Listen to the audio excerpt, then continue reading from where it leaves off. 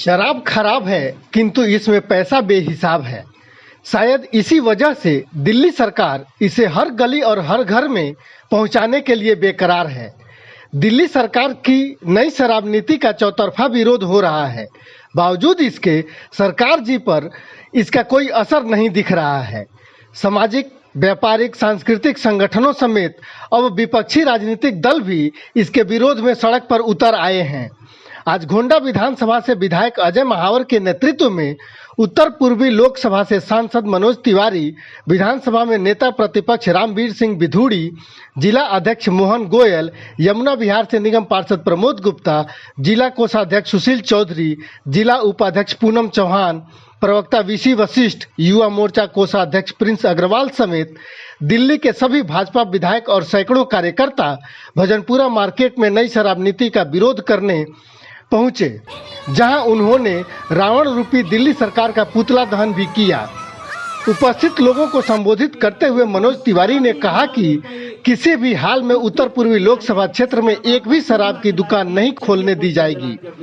उन्होंने शराब कारोबारियों को भी चेताया कि अगर उन्होंने शराब की दुकान इस क्षेत्र में खोली तो इसका नुकसान उन्हें भी उठाना पड़ेगा। कुचक्र रच दिए हैं अरविंद केजरीवाल जी। दिल्ली में जैसे एक उदाहरण लीजिए तो एक विधानसभा में 3 शराब के ठेके होते थे, दुकानें होती थी। अब उसको 12 से 15 हो जाएंगी उनकी शराब नीति के अनुसार।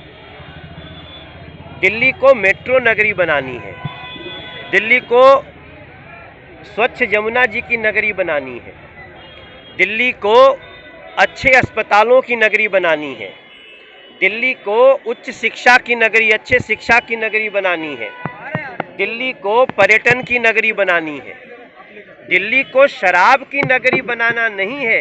अगर अरविंद केजरीवाल जी दिल्ली को शराब की नगरी बनाने का निर्णय लेते हैं तो ये देश और दिल्ली ये संसदीय व्यवस्था से चलती है और जनता के द्वारा जनता के लिए शासन है। ऐसी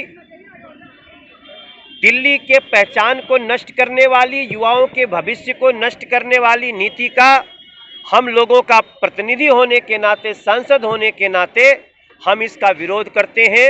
हमने आज निर्णय लिया है, सभी भारतीय जनता पार्टी के विधायक ने इसका समर्थन किया है।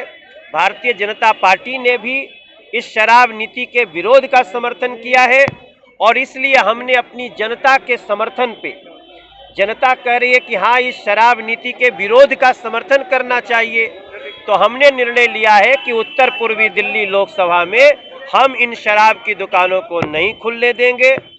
जो लोगों ने शराब का ठेका लिया है वो अरविंद केजरीवाल से पहले ही अपना निर्णय कर ले, जनता के साथ उनका संघर्ष होगा, ये अच्छा नहीं होगा। केजरीवाल दिल्ली को शराब की नगरी बनाना चाहते हैं।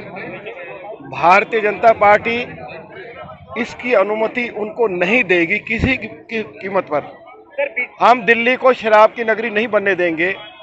हमने विधानसभा में भी इसका विरोध किया था और अरविंद केजरीवाल की सरकार ने जवाब दिया कि नई शराब नीति से ये फायदा होगा कि दिल्ली के युवाओं को और महिलाओं को आसानी से शराब उपलब्ध हो जाएगी।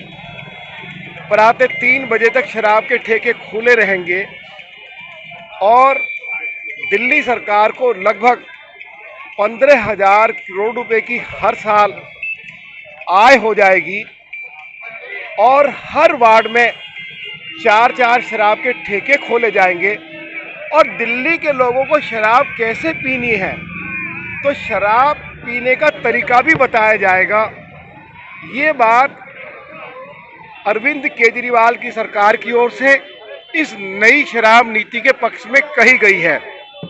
अरविंद केजरीवाल ने 7 साल पहले ये वायदा दिल्ली के लोगों से किया था, यदि उनकी पार्टी सत्ता में आएगी तो दिल्ली के लोगों को 24 घंटे स्वच्छ जल उपलब्ध कराएगी। लोगों को पीने का पानी मिल नहीं रहा है। उन्होंने कहा था कि हम 25 कॉलेज खोलेंगे, एक भी कॉलेज खुला नहीं, एक भी फ्लाईओवर दिल्ली में बना नहीं, एक भी स्कूल बना नहीं। दिल्ली के अंदर अरविंद केजरीवाल एक भी हॉस्पिटल बना नहीं पाए। चाहिए युवाओं को बर्बाद मत कीजिए, उनकी जिंदगी से खिलवाड़ मत कीजिए, उन्हें नशेड़ी मत बनाइए।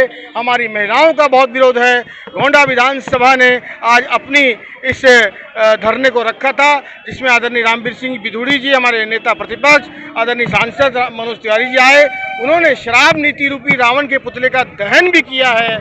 हम ये प्रतिज्ञा लेते हैं आज दशहरे के दिन इस विधानसभा में एक भी दारू की दुकान हम खुलने नहीं देंगे। देखिए, शराब बिकना सिर्फ विषय नहीं है।